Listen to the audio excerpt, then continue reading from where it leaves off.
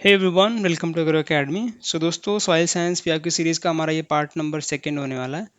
तो इसमें भी कुछ इंपॉर्टेंट क्वेश्चन कवर करेंगे। जो आपका एग्जाम है अभी B S C F O mains का पेपर, वहाँ से मैंने क्वेश्चन कलेक्ट किए हैं और उसको मैं करा रहा हूँ विद कॉन्सेप्ट। ठीक है।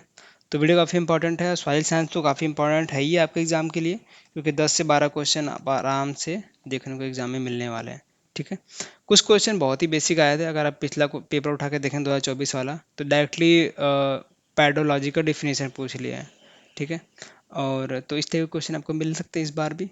तो बेसिक वाला जो तीन टाइप से डिवाइड कर लेना सॉइल साइंस, बेसिक आपका रॉक एंड मिनरल्स, और मेन में जो प्रॉपर्टी है सॉइल की उसको देख लेना, और टाइप ऑफ सॉइल, और सॉलिडिफिकेटेड सॉइल, और फर्टिलाइजर वाला पूरा पार्ट। ठीक है।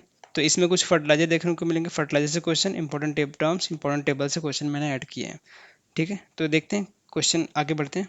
क्वेश्चन नंबर 12 क्या पूछ रहे हैं? Which among the following is an example of amide fertiliser.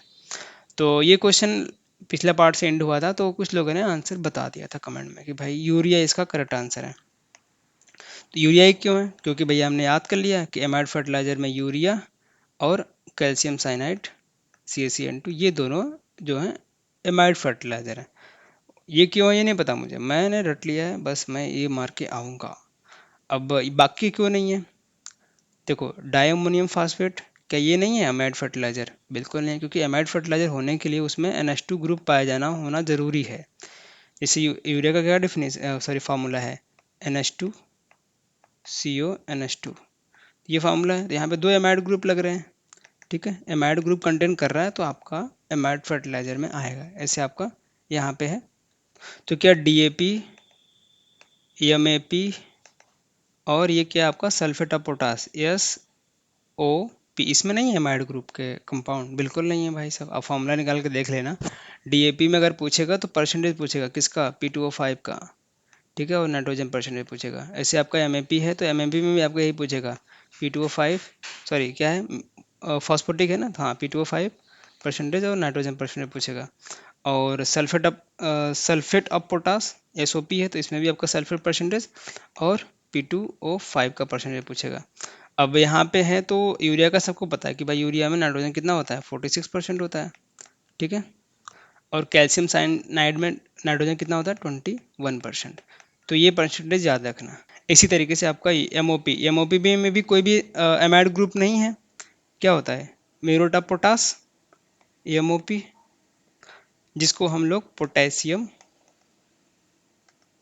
Chloride के नाम से भी जानते हैं। क्या फार्मूला है, KCl, पोटेशियम क्लोराइड। इसमें क्या पूछेंगे, इसमें पूछेंगे डायरेक्टली आपका KO, कैल्शियम ऑक्साइड का परसेंटेज बताओ कितना होता है। लगभग 60% लगभग इसमें होता है। तो MOP आपका जो, जिसको आपका पोटेशियम क्लोराइड बोलते हैं, इसमें पोटेशियम ऑक्साइड की मात्रा लगभग 60% होती है। मैक्सिमम इसी चीज़ से बना होता है। ठीक है। ऐसे आपका DAP में पूछ लेगा, DAP में P2O5 की मात्रा बताओ कितनी होती है, लगभग 46%। और नाइट्रोजन कितना होता है, नाइट्रोजन परसेंटेज कोई पूछे तो बता देना, 18% होता है। ठीक है। MAP का लिख लो, MAP का भी लिख लो। MAP म्यूरेट ऑफ पोटास कितना होता है, P2O5 कितना होता है, P2O परसेंटेज लगभग 52%।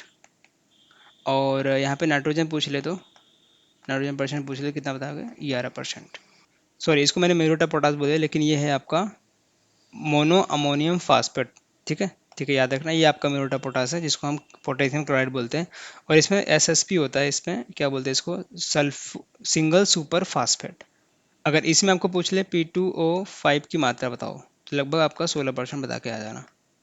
ठीक है। Single super phosphate, mono ammonium phosphate, diammonium phosphate, sulphate of potash और यूरिया के बारे में मैंने आपको बता दिया। एक बार ध्यान से देख लो क्या मैंने बोला, और इसको एक बार स्क्रीनशॉट भी लेके रख लो। आपके पास नोट्स वगैरह है तो आराम से वहाँ से याद कर। तो मैंने इसका टेबल भी आगे ऐड किया हुआ है। यहाँ पे देखो, ये टेबल मैंने डाल दिया। ये देखो, DAP कितना होता है, यहाँ पे अलग अलग न्यूट्रिएंट कंपाउंड है। P2O5 कितना होता है, नाइट्रोजन परसेंट कितना होता है, हर एक फर्टिलाइजर का मैंने केमिकल फार्मूला और उनके नाम दे दिए। तो काफ़ी इंपॉर्टेंट टेबल है। परसेंटेज तो पूछने जाने हैं, क्योंकि यहाँ पे यूरिया का परसेंटेज पूछा गया है भाई, यूरिया में नाइट्रोजन परसेंटेज पूछा गया है। और भी जो कुछ उदाहरण हैं उनके भी नाइट्रोजन परसेंटेज पूछे गए हैं। तो इंपॉर्टेंट टेबल है, याद कर लेना आप आराम से। बाकी ये चीज़ें देख बताना था आपको। ये देखो, यहाँ पे फर्टिलाइजर के 3 प्रकार हैं। फर्टिलाइज़र की बात करते हैं, थोड़ा सा आइडिया ले लो कि आपके अमोनिकल फर्टिलाइज़र जिसमें आपका अमोनियम NH4+ का ग्रुप ऐड होता है, ठीक है, ammonium group. Amide fertiliser, amide group CONH2 का। नाइट्रोजिनस फर्टिलाइज़र में देखते हैं तो NO3 नाइट्रेट का ग्रुप ऐड होते हैं, ठीक है। कुछ एग्जाम्पल्स हैं, एग्जाम्पल याद रखना और उसमें परसेंटेज नाइट्रोजन याद रखना है, बस ये ज़्यादा इंपॉर्टेंट है। जैसे आपका पहला एग्जाम्पल है NH4 ट्वाइस SO4, क्या है, ammonium sulphate, nitrogen percentage 20.6%, sulphur 23.4%। Ammonium sulphate nitrogen कितना है भैया, 20.6, सल्फर 23.4, ठीक है, ये एग्जाम्पल। और DAP भी है इसमें, डाई अमोनियम फास्फेट, अभी हमने देखा कंपोजिशन, हमने देख लिया DAP में कितना था नाइट्रोजन और P2O5 का, वो याद रखना। और यहाँ पे है अमोनियम नाइट्रेट, ये है मेन, परसेंटेज कितना रखना है, 33% याद रखना अमोनियम नाइट्रेट में। और नाइट्रेट ग्रुप में आपके दो फर्टिलाइजर और हैं, ASN और कैन। ASN क्या है, अमोनियम सल्फेट नाइट्रेट, और कैन से आपका क्या होता है, calcium ammonium nitrate. Calcium ammonium nitrate को हम लोग किसान खाद, नाइट्रोचाल्क और नाइट्रोडोलोमाइट के नाम से भी जानते हैं, ठीक है। यहाँ पे फार्मूला भी लिख दिया है हमने, इसका भी फार्मूला एक बार याद कर लेना। मे भी डायरेक्टली फार्मूला देके आपको नाम पूछ ले एग्जाम एग्जाम में, ठीक है, कुछ कहा नहीं जा सकता IBPS मेंस के पेपर में, ठीक है। थोड़ा बहुत फार्मूला भी याद रखना, मैंने आगे टेबल में ऐड कर दिए हैं। तो ASN की बात करते हैं, अमोनियम सल्फेट नाइट्रेट में नाइट्रोजन परसेंट कितना, 26%, और कैन की बात करते हैं तो 25% इसमें नाइट्रोजन पाया जाता है। ये तो नाइट्रेट ग्रुप के फर्टिलाइजर हैं। इसमें एक और फर्टिलाइजर है आपका अमोनियम क्लोराइड, ठीक है। तो ये कुछ एग्जाम्पल मैंने आपको बता दिए, ammonium sulphate, ammonium nitrate, ammonium chloride और DAP आपके अमोनिकल फर्टिलाइजर में आते हैं, उनके ये परसेंटेज बता दिए। अब दूसरा आपका एमाइड फर्टिलाइजर, अभी हमने देखा एमाइड ग्रुप कनेक्टेड होते हैं, कंटेन करता है ये। एग्जाम्पल है यूरिया और कैल्शियम साइनाइड। यूरिया का फार्मूला ये है, नाइट्रोजन परसेंट बता दिया, और कैल्शियम साइनाइड में आपका जो नाइट्रोजन परसेंट 21 होता है और कैल्शियम की मात्रा 39% होती है। हाँ, और ये जो एमाइड फर्टिलाइजर है, हम सभी किसी भी क्रॉप में हम इस्तेमाल कर सकते हैं। और रही बात सॉल्युबिलिटी की, तो ये तीनों जो हैं वाटर सॉल्युबल होते हैं, ठीक है, याद रखना। और नाइट्रोजन फर्टिलाइजर की बात करते हैं, NO3- नाइट्रेट के ग्रुप जो ऐड होते हैं, जैसे कैल्शियम नाइट्रेट हो गया और सोडियम नाइट्रेट, ये दो एग्जांपल हैं, याद रखना। कैल्शियम नाइट्रेट में नाइट्रोजन परसेंट पूछे कितना बताओगे, 15.5% बता देना। और सोडियम नाइट्रेट में नाइट्रोजन परसेंट की पूछे तो कितना बताना, 16% बता देना। इसको भी हर एक क्रॉप में यूज़ करते हैं, लेकिन एक्सेप्ट पैडी में छोड़कर हम सभी क्रॉप में इसका इस्तेमाल कर सकते हैं। किसका, नाइट्रोजिनस फर्टिलाइजर। समझ में आ गया, कोई दिक्कत नहीं है। एक बार और मैं बताता हूँ, फर्टिलाइजर में 3 टाइप हैं, अमोनिकल, एमाइड, नाइट्रोजिनस, ठीक है। अमोनिकल फर्टिलाइजर, एमाइड फर्टिलाइजर और नाइट्रोजिनस फर्टिलाइजर। अमोनिकल फर्टिलाइजर जिसमें आपका भैया अमोनिया का ग्रुप ऐड हो, NH4+ आपको मिलना ही मिलना है, ठीक है। कौन सा हो गया, ammonium sulphate, ammonium nitrate, ammonium chloride. Percentage देख लिया आपने, समझ गए। अमोनियम नाइट्रेट में दो और फर्टिलाइजर हैं, ASN और कैन, परसेंटेज देख लिया आपने। उसके बाद second number amide fertiliser, amide group connected है, CONH2 ग्रुप। कौन से एग्जाम्पल है, यूरिया, कैल्शियम साइनाइड, परसेंटेज हमने देख लिया, ठीक है। उसी तरीके से तीसरा नाइट्रोजन फर्टिलाइजर, नाइट्रेट ग्रुप मिलेगा आपको, calcium nitrate, ammonium nitrate, sorry sodium nitrate और कैल्शियम नाइट्रेट, ठीक है, समझ गए। आगे देखते हैं क्वेश्चन नंबर, इसका आंसर था option number D. Question number 13, what is the nitrogen content in CAN fertiliser. क्या बात है, अभी हमने देखा कैल्शियम अमोनियम नाइट्रेट जो कैन फर्टिलाइजर है आपका, किसान खाद जिसे बोलते हैं। आई थिंक नाबार्ड वगैरह में पूछा गया कि भाई किसान खाद किसे और बोलते हैं, तो 4 ऑप्शन दिए गए थे, MOP, DAP, कैन, ASN। तो उस तरीके से क्वेश्चन भी बने हुए हैं, ठीक है। नाइट्रोचाल्क और नाइट्रोडोलोमाइड भी बोलते हैं। परसेंटेज हमने क्या देखा, अभी 25% पाया जाता है। अभी हमने देखा ना यहाँ पे, ये देखो, ये है आपका कैन फर्टिलाइजर और नाइट्रोजन परसेंटेज 25%, ठीक है, समझ गए। और हाँ, ये मैंने टेबल ऐड कर दिया। तो ये फर्टिलाइजर के नाम है, उनके फार्मूला हैं, nitrogen percentage P2O5 phosphorus, potash, और कैल्शियम परसेंटेज सल्फर क्लोरीन। तो जिसमें जो है, पहले नाइट्रोजन याद कर लेना, कुछ और याद हो ना हो, लेकिन नाइट्रोजन परसेंटेज जरूर याद होना चाहिए सभी में। तो इसको याद करने की जिम्मेदारी आपकी है, समझ गए। आगे देखते हैं क्वेश्चन नंबर 14, क्या पूछा गया है, which of the following is known as fertiliser tree. अब ये क्वेश्चन आई थिंक 2024 में ही आया था। फर्टिलाइजर ट्री किसे बोलते हैं। अब जिनको इसका ही मतलब पता होगा कि फर्टिलाइजर ट्री किसे बोलते हैं, तो आंसर बताने में दिक्कत होगी उसको एग्जाम में, बिल्कुल नहीं होगी। तो ऐसे ट्री भाई जो आपके सॉइल में फर्टिलिटी बढ़ाए, स्ट्रक्चर अच्छा करे, सॉइल का स्ट्रक्चर बढ़िया करे, ऑर्गेनिक मैटर वगैरह इंक्रीज हो। तो ऐसे कौन से ट्रीज हैं जो ये सारे जो काम करते हैं, क्या आपका मैंगो वो काम कर पाएगा, मैंगो ट्री? हाँ, क्या लगता है आपको? मैंगो लगा दो, उसके बाद आपको यूरिया का डालने की जरूरत नहीं पड़ती, ऐसा होता है क्या? बिल्कुल नहीं होता। तो मैंगो तो ऐसा नहीं है फर्टिलाइजर ट्री में के अंडर में आएगा। और बनाना, बनाना ऐसा कोई क्रॉप है लगता है कि भाई बनाना लगाने के बाद हमारी सॉइल की फर्टिलिटी बहुत ज़्यादा अच्छी बढ़ जा रही है, ऑर्गेनिक मैटर अच्छे से मिल रहे हैं? तो क्या बनाने का क्रॉप ऐसा करता है कि सॉइल हेल्थ बढ़ा दे अपनी? तो बिल्कुल नहीं करता। तो क्या ये फर्टिलाइजर ट्री है? बिल्कुल नहीं है। पाइनएप्पल, तो पाइनएप्पल तो भैया उतने बड़े क्रॉप भी नहीं होते, ना उनकी बड़ी झाड़ियाँ होती है, ना तने होते हैं, ना कुछ होता है। ठीक है, तो पाइनएप्पल तो बिल्कुल कैंसिल होना चाहिए देखते ही भाई, ये फर्टिलाइजर ट्री में नहीं आने वाला। ठीक है। और कोकोनट, कोकोनट ऐसा क्रॉप है जो कि काफ़ी लंबा होता है। ठीक है ना, तो उसके बड़े ऐसे पेड़ वगैरह फैले होते हैं, और ये ज़्यादातर कोस्टल एरियाज में मिलता है। तो क्या आपकी सॉइल की फर्टिलिटी बढ़ा पाएगा ये? बिल्कुल नहीं। तो अगर इसका डिफिनीशन आपको पता है फर्टिलाइजर ट्री किसे बोलते हैं, तो आंसर मार्क करके आ जाएंगे। तो बाकी के ऑप्शन आप आसानी से कैंसिल कर सकते थे। जो बच रहा है आपका ग्लिरिसीडिया, आपको जिन्होंने नाम भी नहीं सुना ग्लिसीडिया का, फिर भी आप सारे ऑप्शन को एलिमिनेट करके आंसर मार्क कर सकते हो। जिनको पता था भाई अच्छा ही है, अच्छी बात है। तो ये आपका ये ऐसा प्लांट दिखता है, देख लो। ए लॉन्ग साइड जो आपके मेन क्रॉप होते हैं ना, उनके साथ ही हम ग्रो करते हैं, जो आपके ऐसे क्रॉप होते हैं फर्टिलाइजर ट्री होते हैं।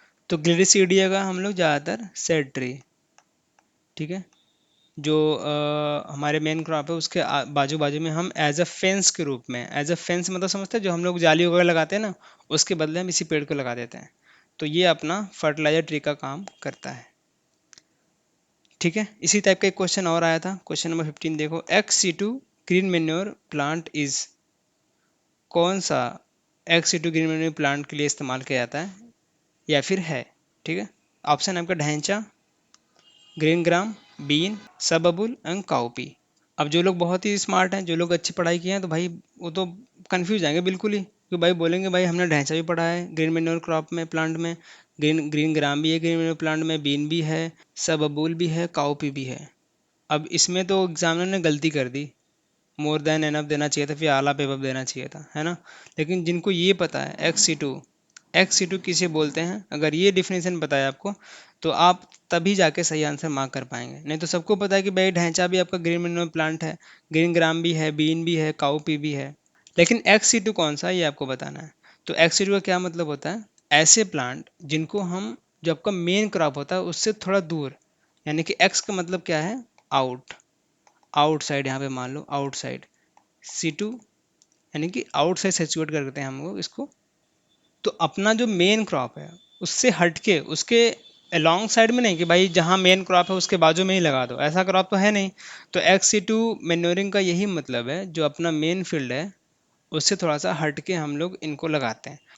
तो ढैंचा, ग्रीन ग्राम, बीन और काउपी ये हमारे लीफ ग्रीन मेन्योर है में आते हैं, जो कि इन सीटों में इस्तेमाल करते हैं। यानी कि हम लोग क्रॉप, मेन क्रॉप जो होता है उसके अलॉन्ग साइड भी लगा देते हैं, कोई टेंशन रहता नहीं है हमें। ठीक है, ये मेन क्रॉप के साथ भी ग्रो हो जाते हैं और वहाँ पे मैन्योरिंग का काम करते हैं। लेकिन जो हमारा सब अबूल है, यहाँ पे प्लांट का देख लो, यहाँ पे इमेज डाला हुआ है, तो ये प्लांट काफ़ी बड़े हो जाते हैं। ठीक है, जो हम अपना मेन क्रॉप होता है उससे काफ़ी बड़े हो जाते हैं, और इनको हम अपने मेन क्रॉप से थोड़ा सा दूर में, आउटसाइड एरिया में इनको हम ग्रो करते हैं और फील्ड के आजू बाजू में लगा देते हैं। ठीक है, तो सभी क्रॉप का सेम काम है, ढैंचा हो गया, ग्रीन ग्राम, बीन, सब बबूल या काउपी, सभी का सेम काम है कि भाई ये सॉइल की फर्टिलिटी को बढ़ाने वाला है, एट द एंड सेम काम है। लेकिन इसमें से आपको कुछ इंसिटू ग्रीन मैन्योर प्लांट है, कुछ एक्सिटू है। इंसिटू का जिनको मतलब पता होगा कि भाई इंसिटू किसे बोलते हैं, एक्सिटू किसे बोलते हैं, तो वही आपका करेक्ट आंसर मगर के आएंगे। ठीक है, तो ये आपका सब बबूल जो ऑप्शन है, ऑप्शन नंबर डी करेक्ट हो जाएगा इस क्वेश्चन के लिए। और इनके जो साइंटिफिक नेम है याद रख लेना, और अगर यहाँ से क्वेश्चन आया है तो जो आपका सनेम, ढैंचा और सेसबेनिया है, उनके न्यूट्रिएंट कंटेंट परसेंटेज भी याद रख सकते हैं आप लोग, कि नाइट्रोजन कितना होता है, P2O5 कितना होता है, मे भी क्वेश्चन बन सके। ठीक है, आगे बढ़ते हैं, क्वेश्चन नंबर 16 क्या पूछ रहे हैं। अ सैंड टाइप सॉइल, यानी sandy group in which all type of soil are present and clay is less than 15%, what will be the minimum percentage of sand, यानी कि सैंडी सॉइल में आपको minimum percentage of sand कितना होता है। अब Sandy soil है भैया, तो कितना होगा, मतलब मिनिमम तो 70 होगा, 70 से ज़्यादा भी हो सकता है, 70% लगभग आपके सैंड मिलते हैं इसमें। सैंडी सॉइल है तो पूरा मतलब मैक्सिमम पार्ट उसमें सैंड होगा, 70% ज़्यादा आपका सैंड मिलता है। और बाकी जो बता दिए भाई, आपका क्ले और सिल्ट की जो मात्रा होती है 15% से कम होती है। ठीक है, तो ये सॉइल टेक्सचर वाला पार्ट आपको अच्छे से करना, ठीक है। जब कोई भी सॉइल हो आपका, एलुवियल हो, एलुवियल सॉइल, उसमें पूछ सकते हैं भाई सैंड, सिल्ट और क्ले की मात्रा बताओ। ऐसे आपका रेड सॉइल में, ऐसे आपके लेटराइट सॉइल में, इसमें भी आपके क्वेश्चन बन सकते हैं, क्योंकि ये कंपोजिशन सब में रहने वाला है। देखो हर एक सॉइल का अपना अपना अलग टेक्सचर होता है। अब सॉइल टेक्सचर क्या मतलब, relative proportion of particle of various size. तो आपका सैंड, सिल्ट और क्ले जो है मिलने ही वाले हैं, चाहे एलुवियल हो, रेड हो, लेटराइट हो। बस ऐसे यही है कि वो अलग अलग प्रोपोर्शन में मिलेंगे। जैसे एलुवियल सॉइल है, ये ज़्यादा फर्टाइल है, जो आपके रिवर के बेसिन एरियाज हैं वहाँ पे मिलता है। तो इसमें क्या होगा, जो आपके तीनों टेक्सचर्ड हैं, सैंड, सिल्ट और क्ले, ये बहुत ही बैलेंस मात्रा में पाए जाएंगे, ठीक है। थोड़ा सा परसेंटेज मैं आपको बताता हूँ। सैंड की बात करते हैं लगभग 20 से 30%, ये आपको याद रखना है, ठीक है। 40 से 50% लगभग कितना सिल्ट पाया जाता है, और क्ले की बात करते हैं तो 20 से 30%, ठीक है। ऐसे ही रेड सॉइल में, रेड सॉइल क्या है कि इसमें आयरन की मात्रा ज़्यादा है, आयरन रिच होता है रेड सॉइल में, और जो आपका फेरस कंपाउंड है ज़्यादा है, तो उसकी वजह से उसका कलर जो है रेड हो जाता है। और इसमें आपका सैंड की मात्रा थोड़ी ज़्यादा होती है, ठीक है। सैंड की बात करते हैं तो लगभग 40 से 50%, बाकी थोड़े थोड़े कम होते हैं। सिल्ट आपका 10 से 20, और क्ले आपका 20 से 30। ऐसे लेटराइट आपका, लेटराइट सॉइल कहाँ ज़्यादा पाया जाता है, ट्रॉपिकल एरियाज में, ठीक है। ट्रॉपिकल एरिया ज़्यादा पाया जाता है, जिसमें आयरन और एल्यूमिनियम की मात्रा ज़्यादा मिलती है, और थोड़ा सा इसमें न्यूट्रिएंट कंटेंट इसमें ज़्यादा मिलता नहीं है, और सैंड, सिल्ट, क्ले की मात्रा में थोड़ी बैलेंस पाई जाती है। ऐसे आपका सैंडी सॉइल में, सैंड सॉइल है तो आपका 70% मिनिमम तो मिलना ही मिलना है आपका सैंड। उससे भी ज़्यादा भी हो सकता है, 70 से 90% हो सकता है, और बाकी जो सिल्ट और क्ले हैं 15% से कम है, ठीक है। वो 10%, 5% भी हो सकते हैं, ठीक है। तो सॉइल टेक्सचर में ये परसेंटेज याद रखें ना रखें, लेकिन ये जो काम करना है आपको, जैसे कि आपको डिवाइड किया गया है सैंड, सिल्ट और क्ले का जो डायमीटर है, किसके किसके द्वारा, ISSS और USDA, इनके द्वारा अलग अलग डायमीटर बताए गए हैं। उनको एक बार जरूर से टेबल आपके पास होगा, याद कर लेना, क्योंकि क्वेश्चन वहाँ से फंसने ही वाले हैं। परसेंटेज याद ना हो, कोई दिक्कत नहीं, मैं इसको मिटा देता हूँ, नहीं तो आप कंफ्यूज होते रहेंगे। तो अगर हम यहाँ पे डायमीटर की बात करते हैं, यूएसडीए ने जो बताया है, देखो एमएम में बताया है, तो सिल्ट और क्ले का तो सॉर्टेड है, आपको पता होना चाहिए। अब सैंड को बहुत सारे तरीकों में डिवाइड किया गया है। अब देखो सैंड को हम लोग वेरी कोर्स सैंड, और इसमें आपका आता है coarse sand, medium sand, fine sand, और आपका very fine sand, very fine sand. उसके बाद आपका सिल्ट आता है, सिल्ट और आपका क्ले, क्ले तो सबसे स्मॉलेस्ट होगा, तो 0.002 से भी छोटा जो डायमीटर वाला पार्टिकल होगा वो आपका क्ले में आ जाएगा, ठीक है। सिल्ट को दो तरीके से बना दिए हैं। अगर हम यूएसडीए की बात करते हैं तो मैं पहले ISS के द्वारा, तो इन्होंने बोला भाई 0.02 से लेकर 0.002 तक रहेगा इसका पार्टिकल डायमीटर, और यूएसडीए ने बोला भाई हम तो दूसरा बताएंगे। क्या बता दिया इन्होंने, 0.5 से लेकर 0.002 तक रहेगा, ठीक है। तो ये मात्रा थोड़ी सी वेरी कर रही है, बाकी सब पीछे वाला सेम है भाई, 0.02 से लेकर 0.002, या फिर 0.05 से लेकर 0.002, ये तो आ रही है यहाँ पे बातें। उसके भी छोटा हो गया तो आपका क्ले में आ जाएगा, ठीक है, यहाँ पे आ जाएगा, ये देख लिया। अब इनको जो सैंड को अलग अलग नामों से डिवाइड किया गया है, वो थोड़ा सा मैं आपको बताता हूँ। देखो वेरी कोर सैंड होगा तो लगभग 2 से 1, कोर सैंड 1 से 0.5, मीडियम की बात करते हैं 0.5 से कितना, 0.025, ठीक है। फाइन सैंड की बात करते हैं तो क्या डायमीटर आएगा, 0.025 से 0.10, ठीक है। वेरी फाइन सैंड की बात पूछें तो 0.10 से 0.05, उसके बाद आपका सिल्ट आ जाता है, उसके बाद क्ले आ जाता है, ठीक है। तो आपके पास नोट्स वगैरह होगा तो एक बार जरूर से इसको रिवाइज कर लेना, ठीक है, समझ गए। अगर यहाँ पे आपको पूछ रहे तो साइज देख के बता सकते हैं कि नहीं, किसका साइज ज़्यादा बड़ा होगा। अगर साइज में ऑर्डर पूछ लेगा तो क्या बताएंगे भाई, सैंड सबसे ज़्यादा, उसके बाद सिल्ट, उससे सबसे छोटा आपका क्ले, ठीक है। तो ये साइज का ऑर्डर हो जाएगा। अगर आपको पूछ ले कि भाई वाटर होल्डिंग कैपेसिटी बता दो, तो यहाँ पे थोड़ी सी चीज़ें उल्टा हो जाती हैं। ये किसके अकॉर्डिंग है भैया? साइज का ऑर्डर है ये, ठीक है, ये साइज का ऑर्डर बता दिया। अगर आपको पूछ ले कि वाटर होल्डिंग कैपेसिटी बता दो, तो ये थोड़ा सा उल्टा कर देना। क्ले के कैपेसिटी ज़्यादा, उसके बाद सिल्ट, उसके बाद सैंड, ठीक है। मिट्टी में पानी रुकता है क्या? बिल्कुल नहीं रुकता, तो भाई वो सबसे कम होगा उसमें। तो ये वाटर होल्डिंग कैपेसिटी के अकॉर्डिंग है, ये साइज के अकॉर्डिंग है, ऑर्डर बता दिए, ठीक है। क्वेश्चन नंबर 16 का समझ गए। Question number 17, property which enable a clay soil to take up water to form a mass that can be deformed into any shape and maintain the shape even after the deformation pressure is removed। तो proper directly आपको definition दिया गया है किसका? Plasticity का। मुझे पता नहीं है कि यहाँ पे क्ले था कि नहीं था एग्जाम हॉल में जब क्वेश्चन अपीयर हुआ होगा। अगर जिनको क्ले दिख गया होगा एग्जाम हॉल में, भाई क्ले के बारे में पूछा जा रहा है, तो उसके पास एक बहुत अच्छी प्रॉपर्टी होती है जिसके उसको बोलते हैं प्लास्टिक। तो क्या क्ले क्या होता है? प्लास्टिक होता है। अगर क्वेश्चन में भी यही बोल रहा है कि भाई उस किसकी किसी भी सॉइल को अगर हम फोर्स लगाकर किसी भी शेप में बदल देते हैं और फोर्स वहां से हटा लेते हैं, फिर भी वो उसी शेप में रहता है, यानी कि प्लास्टिसिटी उसकी अच्छी है, ठीक है। यानी कि उसमें प्लास्टिक वाले गुण पाए जा रहे हैं। तो बस यही आपको याद रखना। तो यहाँ पे डायरेक्टली डिफिनीशन पूछा गया और ऑप्शन में नाम दे दिया गया है। अगर एग्जामिनर चाहता तो यहाँ पे डायरेक्टली सॉइल का भी नाम दे सकता था कि भाई ये किस सॉइल की प्रॉपर्टी है, सैंड की है, सिल्ट की है, क्ले की है। तो इसमें भी जिनको पता होगा आंसर इस आंसर मार करके आ गए होंगे। तो क्ले सॉइल वही है जो जो मिट्टी के बर्तन बनते हैं ना, जो कुम्हार मिट्टी का बर्तन बनाता है, तो फोर्स वगैरह लगा कर वो किसी भी शेप में बनाता है, दिए बन जाते हैं, गुल्लक बन जाता है। तो किसी भी तरीके से वो बना देगा, लेकिन जब फोर्स हटता है, जब वो ड्राई हो जाता है, तो उसी शेप में रह जाता है, ठीक है, रिजिड हो जाता है वो। तो यहाँ पे इजीली आंसर मार्क कर सकते थे आप। प्लास्टिसिटी का डिफिनेशन दिया गया है। आपको ये भी नहीं पता है कि भाई मान लो प्लास्टिसिटी मुझे नहीं पता है, अब एलिमिनेशन मेथड लगाते हैं। कंप्रेसिबिलिटी, सॉइल की कंप्रेसिबिलिटी की प्रॉपर्टी क्या बोलती है कि भाई ऐसी सॉइल जिसको हम कंप्रेस कर पाएँ, यानी कि soil has tendency to compact under the pressure.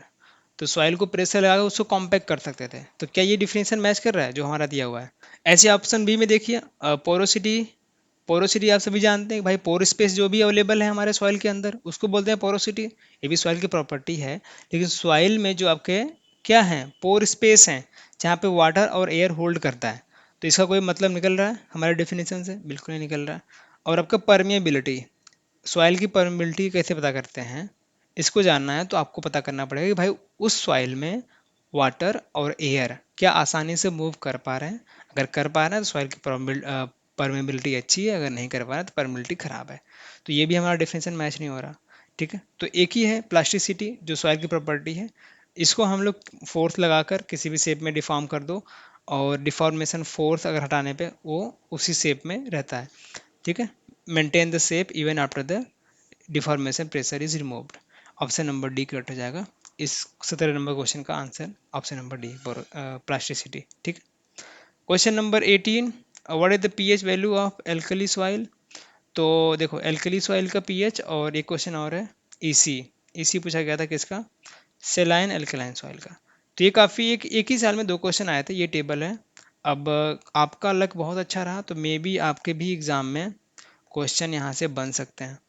अब बाकी के टाइम पे दूसरे का पीएच पूछ ले, ईएसपी परसेंटेज, या फिर ईसी पूछ ले, तो एक बार देख लेना कि क्या होता है। ईसी क्या होता है? सेलाइन सॉइल का 4 से ज़्यादा होता है, एल्कलाइन सॉइल के 4 से कम होता है। ईएसपी की बात करते हैं परसेंटेज में, अगर सेलाइन सॉइल का ईएसपी 15 से कम होता है, 15% से कम होता है, एल्कली सॉइल का 15% से ज़्यादा होता है। पीएच की बात करते हैं, सेलाइन में बताया था कि भाई 8.5 से कम, वो हमेशा से अपने माइंड में रखना। 7 न्यूट्रल, इधर आपका बेसिक, इधर आपका एसिडिक, ठीक है। अब एल्कलाइन सॉइल किधर आता है? आपका बेसिक में आता है, तो 8.5 से जब ज़्यादा आएगा, हमेशा ज़्यादा आएगा भाई, 8.5 ज़्यादा आएगा। पीएच हमेशा, पीएच इसका क्या है? 8.5 से कम, वही पूछ रहे हैं। एल्कली सॉइल का पीएच कितना है? 8.5 से ज़्यादा, आंसर हो जाएगा ऑप्शन नंबर डी करेक्ट।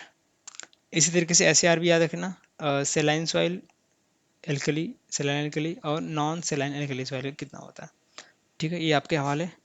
आगे देखते हैं क्वेश्चन नंबर, ये इसी में हो गया, क्या होगा? मोर देन 15%, ठीक है। सेलाइन के लिए सेलाइन का क्या होगा? ईएसपी कितना? मोर देन 18%, ठीक है। क्या है question? What is defined as origin? Classification and description of soil. यहाँ पर डायरेक्टली पेडोलॉजी का डिफिनेशन ही दे दिए एग्जाम ऑप्स क्वेश्चन में, देख रहे हैं। सॉइल की ओरिजिन, क्लासिफिकेशन और डिस्क्रिप्शन हम किस में डिफाइन करते हैं? सॉइल की पेडोलॉजी का जो डिफिनेशन आप पढ़ेंगे तो उसमें आएगा, आता है, ये तीनों टर्म उसी में आते हैं, समझ रहे हैं। तो देख रहे हैं कितना बेसिक क्वेश्चन आ रहा है आपके सॉइल साइंस से। फर्स्ट पेज जो भी कोई भी बुक वगैरह नोट्स वगैरह पढ़ रहे हैं तो वहाँ पे आपको शुरुआत में बताया जाता है भाई, पेडोलॉजी डोफोलॉजी सारे जो डिफिनेशन है शुरुआत में बताए जाते हैं। तो बेसिक भी पढ़ना है और थोड़े से अच्छे लेवल के क्वेश्चन भी करने हैं, ठीक है।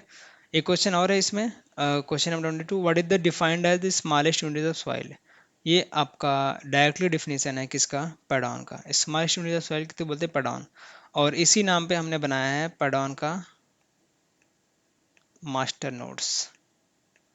मास्टर नोट्स, पेडॉन का मास्टर नोट्स, ठीक है। जिनके पास नहीं है एक बार जरूर से एक्सपीरियंस लीजिए, हमने बहुत ही बेहतरीन नोट्स बनाए हैं। और जो लोग ऑफर वगैरह मांग रहे थे टीचर डे पे, देखो दोस्तों हमने बहुत ही कम प्राइस रखा हुआ है सारे नोट्स का, क्लासेस का। तो 999 में आपको यहाँ पे टेस्ट सीरीज फ्री मिल रही है अगर आपको कल तक इनरोल करते हैं तो, ठीक है। तो जाके इनरोल कीजिए, नोट्स भी और प्लस टेस्ट सीरीज भी उसके साथ ही आपको मिल रही है। टेस्ट सीरीज बहुत ही बेहतरीन बना दिया हमने, एग्जाम लेवल क्वेश्चन 30 आपको FLT फुल लेंथ टेस्ट, और अनलिमिटेड, यानी कि जितना पर्याप्त हो सकता है इंपॉर्टेंट है आपके लिए, सेक्शनल मॉक आपके लिए डाल रहे हैं, ठीक है, वो भी आपको मिल जाएगा।